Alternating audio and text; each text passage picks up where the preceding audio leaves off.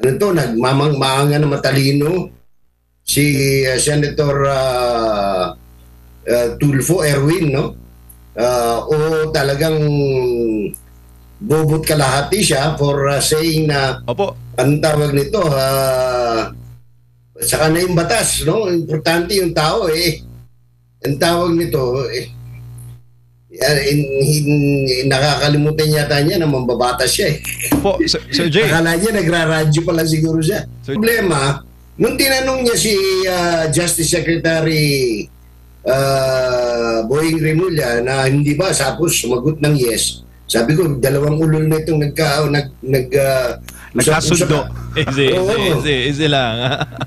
Hindi kasi it is so unbecoming for a Justice Secretary, especially so, siya isang presidential factotum. In other words, he is not only the Justice Secretary, but he represents the President of the Republic of the Philippines. Extension siya ng presidente.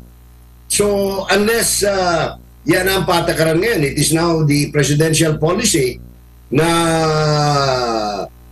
yung sinasabi, pero anong tawag ito, si Remulla, delikado yung ginawa niya kasi what if somebody goes to the Supreme Court now and file for a disbarment proceedings?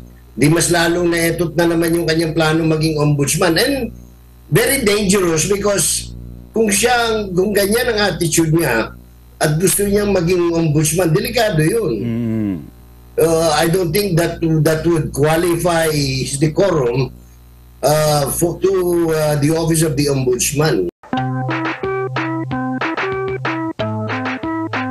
Kinakailangan dahil sa bagamat tayo ay isang ordinaryong tao, importante na bilang mamamayan ay tayo ay nakikialam sa mga takbo at galaw ng ating lipunan sapagkat obligasyon natin yan bilang mamamayan dahil hindi po pwede na tayo nanonood lamang o nakikipakinig pero hindi tayo nagalaw, hindi tayo nakikialam. Opo, ano po yung mga major takeaways sa naging hearing ngayong araw? Na-mention po yung mga katagang bending the law, Sir Jay, na isa pong kasama natin sa larangan ng pamamahayag na ngayon po ay nabigyan ng pagkakataon na magsilbi sa mataas na kapulungan ng Kongreso, si Senator Erwin Tulfo. Well, I was shocked, no? Nung nakikinig ako sa kanya, una doon sa Red Ribbon, hindi Red Ribbon, Blue Ribbon committee hearing. Cake na yung sa'yo. Nababanggit kong red kasi mainit na ulo ng mga tao kaninang simula pa lang sa umaga, no? Nagkakaroon na ng balitaktakan sina Mr. Lacson at si Mr. Marcoleta. Tapos nagtuloy-tuloy yan hanggang sa pagkatapos makapananghalian. Na-shock ako sapagkat hindi ko malaman kung makakapagmura ako o manlulumo ako kasi alam nyo naman na mahigit 50 taon ako sa larangan ng pamamahayag, especially radio and television. And then here is somebody na galing din sa industriya ng broadcast na naging senador, no? For whatever anong tawag nito, kung siya'y naboto, pinili ng COMELEC o anuman, no? Pero nandiyan na siya, nakaupo ng bilang senador. Kasi hindi po ordinaryo ang trabaho ng senador. Unang-una, you represent the entire country because you are elected at large, no? So mataas ang expectation. Kinakailangan dyan, hindi ka lamang marunong magbasa at magsulat. Kinakailangan ikaw ay maalam, mapanuri at unang-una meron ka ring allowance in the amount of about 3 to 4 million a month bilang para makakuha ka ng mga mahusay na mga researchers, mga staff, abogado, legislative assistant, the works, no?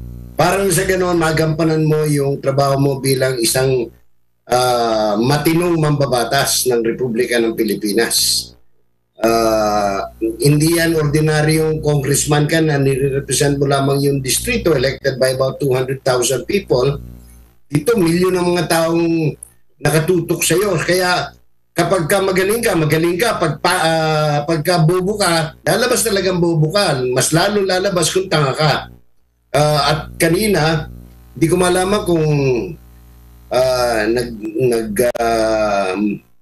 nagmamangmanga na matalino si Senator Tulfo Erwin, no? O talagang bobot kalahati siya for saying na Opo. anong tawag nito, saka na yung batas, no? Importante yung tao ang tawag nito nakakalimutan yata niya na mambabatas siya Po, Sir Jay. Akala niya nagraradyo pala siguro siya. Sir Jay, kung titingnan naman natin sa kabilang banda, baka naman nadala lang si Senator Tulfo sa bugso ng damdamin dahil nais niya na ipakita sa mga Pilipino na merong resulta agad yung kanilang hearing dahil nga nanggaling tayo sa EDSA movement noong nakarang araw. Libo-libo po ang mga kababayan nating dumagsa sa EDSA at nagprotesta para po ipakita ang kanilang pagtuto sa korupsyon. Resulta in the sense na mababanggit ng mga resource person yung kanilang commitment na kung ano mo ang kanilang ninakaw sa kaban ng bayan ay kanila itong may babalik. Baka nandun lang nagdidwell si Senator Tulfo. No, basically it was grandstanding. Let us be frank about it. Mr. Tulfo was grandstanding para nagpapasikat siya para anong tawag siya, alam ng tao na dahil kahapon nga at saka ng isang araw nagkaroon ng rally para in siya, no? Nakatono siya, pero hindi ganoon hindi tayo diktatorya, demokrasya. Sa demokrasya malinaw yan na kuminsan mabagal, hindi mo pwedeng madaliin dahil unang-una nga ang korte lang kasi makakapagsabi kung alin ang ibabalik kung paano ibabalik. May mga sistema yan, may proseso. Kasi pag sinabi mo sundin natin ng tao dahil yan ang maganda, di ba? Kailangan ng tao na susunod. Paano na lang yung sinabi kunyari ng mga artista dahil mahilig sa artista mga Pinoy. Sabi ng artista, huwag tayong magbayad ng buwis. Paano kung lahat tayo magsabing wala na magbabayad ng buwis? Anong mangyayari sa ating gobyerno? 'Di ba? Dahil mataas dahil mas mataas daw ang tao sa batas. Hindi pwede 'yon. We are a government of laws and not of men. No? Hindi pwede sabihin mo dura lex sed lex. Hindi siya lahat ng pagkakataon sa eleksyon 'yon. Pag sinabing pag nagsalita ng tao, bumoto na, yun ang damdamin ng tao, respetuhin. Pero hindi ibig sabihin na porke sinabi ni Erwin Tulfo na anong tawag nito, kinakailangan ibalik ka agad niya. Ano ibabalik mo? Hindi mo nga alam nasaan yung pera Alam na ba nila kung saan dinala yung pera? Yung sinabi nila Bryce na mali-maleta, wala nakakaalam Ngayon, na-recover ba? Wala pa na-recover Diba? Tapos, kaya hindi po pwedeng padasol-dasol at magsasabi lang tayo just to be popular, tapos wala ka na sa tono. You're courting anarchy pagka ganon. Hindi magkakanya-kanya tayo. Sabihin na lang kami, magsasaka. Paano kung harangin namin yung bigas? Hindi na kami bebenta ng bigas. Tapos yung mga lahat ng truck na nag-ano ng bigas sa harangin namin. Kasi apektado kami mga magsasaka Papayag ba tayo ng gano'n? Hindi pwede. Kailangan meron tayong alituntunin, may susundin tayo, proseso. Hindi naman pwede sabihin lang pagkatapos yung sumunod tayo, mamatay sila sa inggit anong tawag nito. Hindi to showbiz. Hindi to radyo, hindi to telebisyon. Kalimutan nila yung galing sila sa radyo, galing sila sa telebisyon. Hindi pwedeng pasiklaban dyan. Kailangan ilagay natin sa hulog.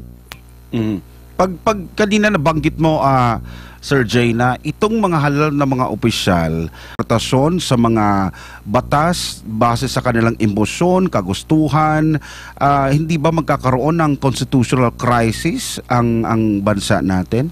Pag yan ay naging attitude ng na-worry lang ako kanina, okay lang sana ako kung si Tulfo lang ang nagsabi, si Erwin lang eh. Kasi alam naman natin si Erwin talagang mahilig sa pasiklab yan, no? Nagpasiklab na American citizen, tapos nung mabisto siya, hindi pala pwedeng ganun. Hindi na naman, naman siya, nag-renounce na naman. Yung mga ganun, no? Hindi pwede kasing laban bawi yung ano. Ang problema, nung tinanong niya si Justice Secretary Boying Remulla na hindi ba, tapos sumagot ng yes. Sabi ko, dalawang ulol na itong nagkasundo. Easy lang.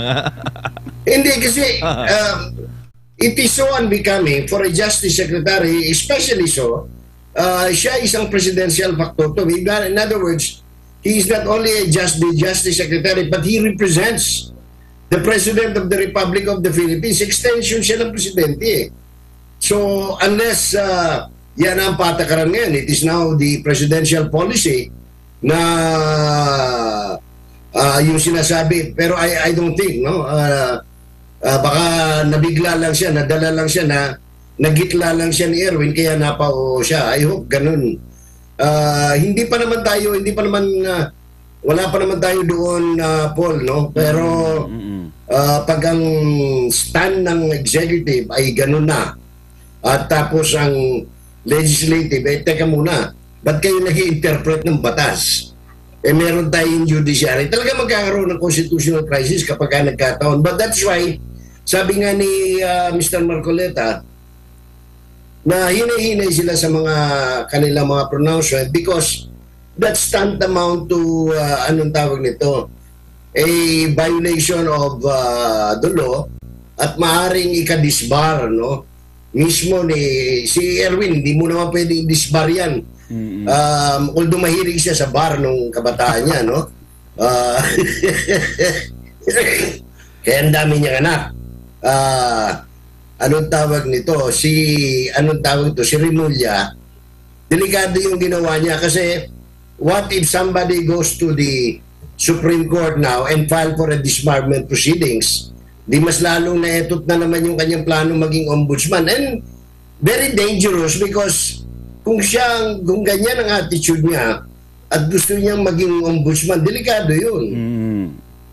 I don't think that would qualify his decorum to the office of the ombudsman. Kaya kung kanina may direct question si Senator Marcoleta doon sa usapin ng restitution, kasi naninindigan nga na ito nga before ang gusto ng Secretary of Justice. Kaya nga ang tanong agad ni ni Senador Marcoleta, are you amending the law? Kasi nga nagbabase nga sa batas si Senator Marcoleta. Wala kasi sa batas yun eh. Kahit baligtarin mo yung batas sa witness protection, walang nakasado na kinakailangan magsauli muna ng pera o ninakaw bago maging mag-qualify sa witness protection program, no? So although ako okay naman yung nangyayari kanina, nakukulangan lang ako kasi bakit nakasentro lang dito kay Diskaya, nakasentro lamang dito kay Bryce, kay Alcantara. Asa na yung mga big fishes, no? 15 yan eh. Hindi na nila ginalaw si Kirante sa Cebu. Hindi na nila ginalaw si Legacy. Mas lalong yung pinakamalaki eh. At mismong sinasabi ng halos lahat na kasangkot dito sa anomalyang ito, yung kumpanya ni what's his name? Saldico, yung SunWest. Ano lang nangyari? Bakit bigla lang, isa na lang yung iniimbestiga nila? What happened? Hanggang dito lang ba yung script? Kung script man yan, At saka ano yung mga kindat-kindat, hindi ko maintindihan yun. Yung mga kindatan na nangyayari sa Senado, hindi ko alam yun. Nasa piso na daw yan. Ha? Nasa piso na yan. Siguro, kasi may nakita ako kanina sa ano tawag ito, parang coins na may ano. Ang ganda daw ng hulma? Kasi hindi nga hindi ako talagang ang daming mga shocking sidebars ng ng Senate Blue Ribbon Committee hearing Kasi yan nakikita ng tao yan Parang yung si John B. Cremulya, sabi niya walang nagpaputok sa ng baril magsisinungaling yung mga video na napanood ng madlang people. Yung mga may nagpapaputok ng shotgun, merong binaril yung isang tao sa leeg pagkatapos tumakbo sa Sogo. Hindi mo pwedeng pasinungalingan yan. Alam mo nung araw, nung wala pa yung advent ng mga androids ng 79 million phone cameras, pwede mong gawin yan pero not today, no? Kasi mapapahiya ka na naman ewan ko, bakit ba gustong-gusto nitong mga nakaupo ngayon sa administrasyon na napapahiya sila sa sarili ng gawa? Sir, ano yung nakikita niyong interpretasyon sa takbo ngayon ng Blue Ribbon Committee? Dahil pareho lang din naman ang halos ginagawa at function ng ICI, yung Independent Commission on Infrastructure. Yung ICI, Paul, wala yun Nakita mo nga, nanghihingi lang sila ng ng ebidensya sa House, nanghihingi sila ebidensya sa Senate Blue Ribbon, nanghihingi sila ebidensya sa NBI. Wala yun Saan ka naman nakakita? Yung a commission created by the President na walang legal legal leg to stand on, no? Ni walang budget, walang appropriation. Saan galing yung pangsusweldo nila riyan, o pang-allowance na, o panggasto sila? Is it from the office of the President? Tapos biglang sasabi ng Presidente, I'm willing to face the ICI. Sino bang stupido maniniwala na the ICI can be, na objective? Imbestigahan mo Presidente na siyang gumawa sa iyo. And mind you, do sa executive order, the ICI can be abolished anytime by the President. Di ba parang tayong naglulukuhan? Actually, malaki ang hope ko na yung sanang Senate Committee on Accountability of Public Officers and Investigations, otherwise known as the Blue Ribbon Committee, will be more credible. Kasi unang-una nga, dahil yung mga nagsisiyasat dyan, although it's in aid of legislation, anong tawag nito? Are more than qualified, no? Hindi mo naman matatawarin yung abilidad ni Ping Lacson as an investigator. Talagang mahusay siya, except may problema lang ng konti doon sa objectivity niya kasi parang may dramang hindi ko maintindihan na nakakonsentrate lang sila, especially tapos ina-announce sila into the public. Wala pa nga yung testimony ni Alcantara kanina, kahapon ay sinabi na nila na sangkot na yung mga ilang senador. And now, listening to Mr. Alcantara, siya na rin nagsasabi, wala siyang direktang contact. So, any law student or lawyer worth his salt, sasabihin, it will not stand in court. Hearsay lahat. Kasi wala naman direct contact itong nagbubulgar na si Senator Tarpulano ay kanyang binigyan. Ang binigyan niya yung undersecretary na sinasabing para kay ito. So, wala pa tayong nakikitang direct link, no? Let's say, between Alcantara and anong pangalan nito, and the senators and the other personalities. Sir Jay, last sa akin bago si partner MJ. Kanina nakausap ko si Attorney Ariel Inton ng Lawyers for Commuters Safety and Protection. Sabi niya, actually dapat matagal na dapat na natapos ang problema ng korupsyon dito sa ating bansa dahil parang nagkakaroon nga siya ng kumbaga duda, no, dito sa mga nangyari noon pa na mga issue ng korupsyon, pork barrel, lahat na poles, na mga issue. In aid of legislation ang ginagawa ng mga senador natin, ng mga halal na mga opisyal. Pero hanggang ngayon, wala pa rin daw silang nagagawa na batas, na amyenda na batas. Doon sa 19th Congress talagang wala. Pero dito, nakikita ko, dahil pag nagtatanong sila, sila Marcoleta, sila J.B. Ejercito, and the others, no? Tinutumbok nila yung system. At doon nga, because this is in aid of legislation, number one, tama ba na palitan natin yung ilang provisions ng Commission on Audit na dapat ba ibalik natin yung pre-audit? No? Doon natutumbok yun dahil nagagawa nila yung pangulimbat kasi post-audit lahat tapos na. Tapos pag nagkuntsabahan dyan, napakadaling ilabas ang pera. Pero kung may pre-audit yan, hindi nila pwedeng gawin yun. Ginawa yan towards the last part of the Marcos era, no, yung old Marcos. And then, hindi naman inalis ni Cory doon sa, at hanggang ngayon, nananatili na wala yung pre-audit system.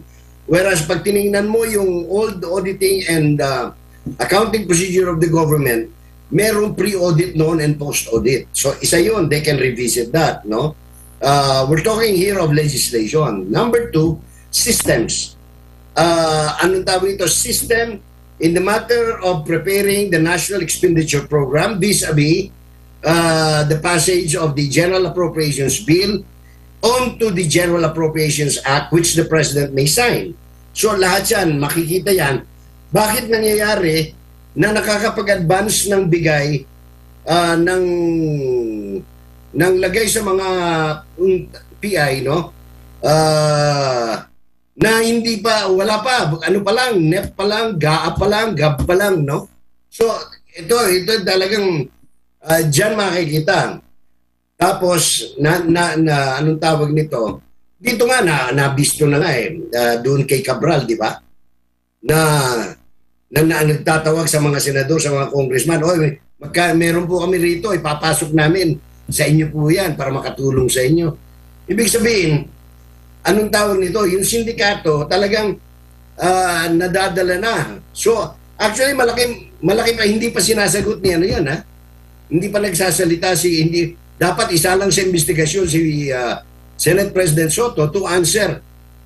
Ano ba itong sinasabing tawagan ninyo o textan ninyo ni Cabral, ni Yusek Cabral, yung former Yusek ng DPWH. Yun na yung may kindat, wala pa. Wala, iba yung kindatan, yung kay Bryce yun tungkol doon sa General Motors Saan ba binili yun? Doon nag-umpisa Diyan sa, alam ko, merong bilihan ng GMC, diyan sa, anong pangalan nito? Sa May Libis, malapit sa, Eastwood, na ang may-ari, hindi ko alam kung kasama sa may-ari yung Senate President. Pero ang nagpapatakbo noon, dating congressman din, ang may-ari ng dealership ng GMC. So, magkakahulihan dyan Opo. Kaya may mga kindatan, baka mamaya anong tawag nito? Doon binili. Nako po.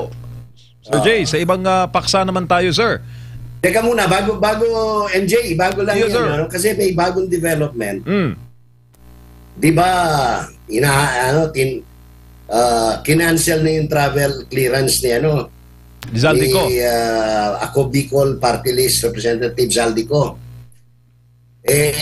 Sabi, pag pinilit siya, bagong statement, galing siya mismo sa kanya, pagka pinilit niyo, hindi na ako babalik ng Pilipinas. So, ito, mabigat yung anong tawag dito. Pagka ganyan, kung ako, I will recommend kung ako chairman ng, let's say, Senate Committee on Foreign Relations or a Blue Ribbon Committee, I will recommend for the cancellation of the passport para hindi makabiyahe unless, of course, he is like the Defense Secretary na meron siyang passport ng Malta o ibang bansa. Di ba? So, hindi na siya mahahabol pag ganon? Kung pupunta siya sa lugar na walang extradition, like, let's say, Brunei, or France. Ewan ko, alam ko, France, wala ring expedition. I may be wrong, no? Brazil. Kasi doon siya huling namataan eh.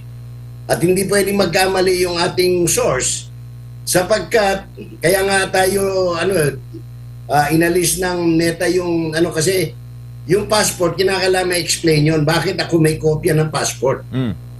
'Di ba? Kasi sa France, pagka bibili ka ng property, expats ka, anong tawag nito, dayuhan ka, you have to submit a photocopy of your original passport. Kaya nakakuha yung ating source sa France ng kopya ng passport ni Saldico. Nako po. Proving na nandoon siya sa Paris, naghahanap ng bahay. Hindi ko lang pwede sabihin kung kaninong bahay ng Pilipino yung kanyang gustong bilhin eh. Sa ibang paksa naman tayo, Sir Jay, dito tayo Yes, sa nangyaring rally noon, nakaraang linggo. Anong mensahe nito na ipinapakita para po sa international community, lalo pat umaasa po ang ating pamahalaan, yung Malacanang, na makakaakit pa rin tayo ng investor sa kabila po ng kaliwat ka ng issue ng korupsyon sa bansa?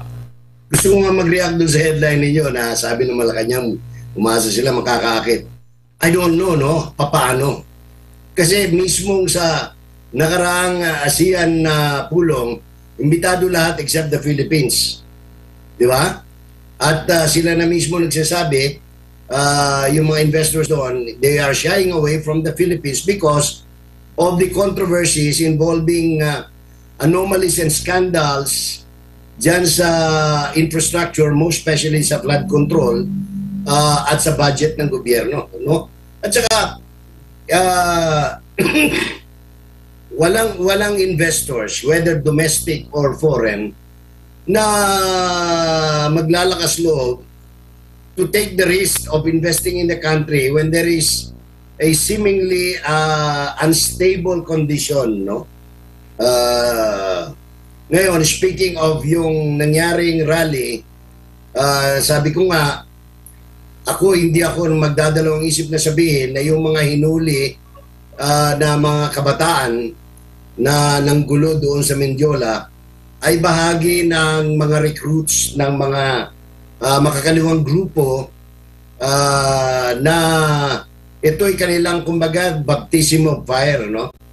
Ang problema lang, dinadahilan nila lalo na itong baliw na o nagbabaliw-baliwan na Richard Heider yan na DDS daw, DDS sinasabi na nga, dinalaw na nga mismo ng Gabriela, ng ACT Teachers Party List, ng Kabataan, yung kanilang mga nahinuli ng mga recruits ng mga nasabing organisasyon. So, ito kasi, ang problema, lahat yung mga maraming nagpunta, ang iba ay kasama doon sa tanim, rallyista, no? Na para, kunyari, everybody is against corruption, but ayaw naman nila sabihin, ayaw nila pagbitiwin yung hinihinala ng marami na siyang mastermind ng corruption. Hindi naman po pwede yun. Sasabihin mo, galit ka sa corruption, pero alam mo na walang Saldico kung walang Romualdez, walang Romualdez kung walang Marcos. So, anong susi? Anong solusyon? Diba? Alisin yung mga pangunahing actors doon sa issue ng corruption. Opo, at alam mo naman, Sir Jay, meron pong mga paggalaw sa Indonesia, no? At sa Nepal, sa France din, meron din ganoong mga demonstrasyon na ginagawa kontra korupsyon at nakaabot ng Pilipinas. So, nakikijoin ng Pilipinas dito sa international movement against corruption.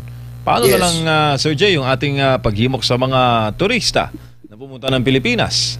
At, note ha, nagpapatuloy ang bagyo, kaya nagpapatuloy yung fact-checking sa lahat ng flood control projects. Oo. Ando pa rin si Nando yata sa norte, ano? At pinapack-check yung mga flood control nila Sandro Marcos, nila Paulo Ortega, yung mga sinasabing malinis at walang bahid, no? ng korupsyon. Pero nakikita naman natin, inspected by no less than the Secretary of DPWH, na maraming unfinished at substandard projects doon sa area ng La Union at maging sa area ng Ilocos Sur, Ilocos Norte. So, ito, wala pang bagyo yan ha. Ang nag-check pa lang yung bagong upo nakalihim ng Public Works. So, ang mahirap kasi kaingin itong mga, lalo na itong mga miyembro ng Quadcom, no, dati ng 19th Congress, at saka yung mga young guns, young guns, yung pala sila rin, they have skeleton in the closet, so to speak, no? Kasi nagmamalinis sila, yung pala yung mga congressional districts nila, puspos din ng mga batik ng korupsyon dito sa flood control and other infrastructure projects, NJ. Sabi nga nila, Sir Jay, noong panahon ng Duterte administration, as far as investors is concerned, ay nag-uunahan para makipag-meet kay President Duterte, maglaan ng negosyo dito sa Pilipinas, pero taliwas ngayon daw kay parang nag-uunahan naman palabas ng Pilipinas. Parang ganon. Dahil sa issue ng korupsyon, political instability, may mga ganon. Kaya nga, talagang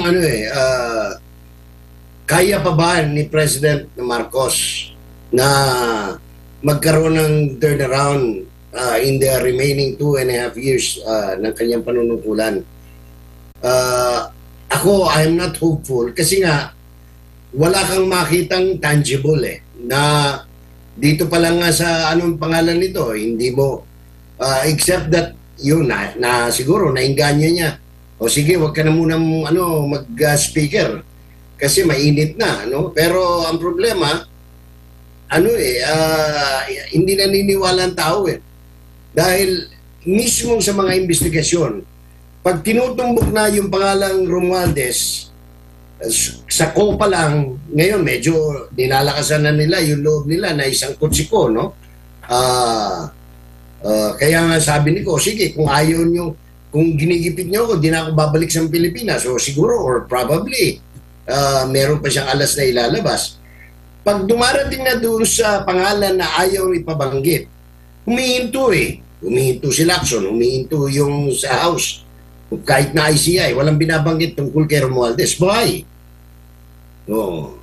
Walang binabanggit tungkol kay Kimbo. Walang binabanggit tungkol kay Manix Dalipe. Walang binabanggit tungkol kay Erwin Garjola. Walang binabanggit tungkol kay JJ Suarez or kay Dong Gonzales.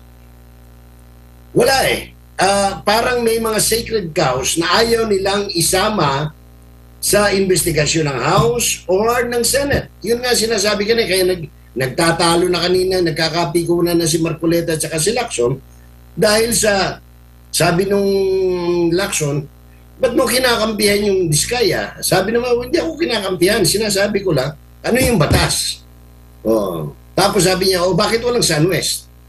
Hindi na umimik si Lacson.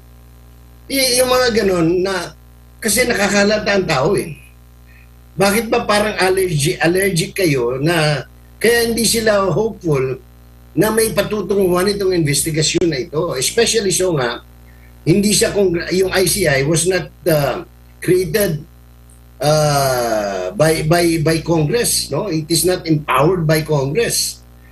Nakikita mo nga, nagko-courtesy call sila sa Senate, no? Para bigyan sila ng impormasyon. Para i-share sa kanila yung information. Hindi ganoon ang pag fact-finding ka, yung talagang fact-finding, no? Yung pareho ng Sagisag Commission, yung mga nagdaan, yung full power granted, no? Wala, hindi sa ganito Very, very limited. Alright, Sir Jay, dahil limitado din ang panahon natin, pero pwede pa natin yan balikan sa susunod na mga pagkakataon. Baka may mga parting words ka na lang dyan sa mga malalaking issue na nangyayari sa ating bansa. At syempre, galing na rin sa inyo bilang kayo ay napaka-observant naman sa nangyayari sa Pilipinas. Baka may mga paalala din ho tayo sa mga mamamayang Pilipino. We have to stay vigilant, Paul, no?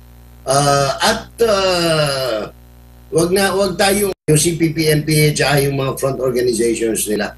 Yan ang pinaglalaban na ni former President Duterte yan, ni Pastor Kibuloy.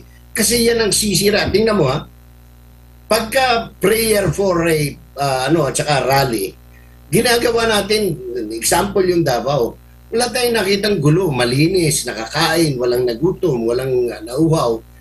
At na-express natin yung ating saloobin. At I'd like to congratulate yung mga nasa Gate 4 ng EDSA for continuing diyan sa kanilang panawagan ng tunay na paglilinis. No? At hopefully diyan sa Senado mataas pa rin ang aking panaginip, ang aking aspiration, MJ, na yung Senate Blue Ribbon Committee will do its part, no? Dito sa talagang na malaman ng taong bayan ano ba talaga itong gaano ba kalala, gaano kalalim, sino-sino mga sangkot, at dapat walang sinisino, no? Walang kindatan, walang anong tawag nito, walang pili lang, no? Na mga paghahayag, no? At sana yung ating mga mambabatas, lalong-lalo na yung mga bago, ay magpakita ng kanilang pagiging pantas, no? Sa ngalan ng pagiging mambabatas. At hindi ito pasiklaban, hindi ito pagandahang lalaki, ito ay paglilingkod, no? Nang naayon sa batas.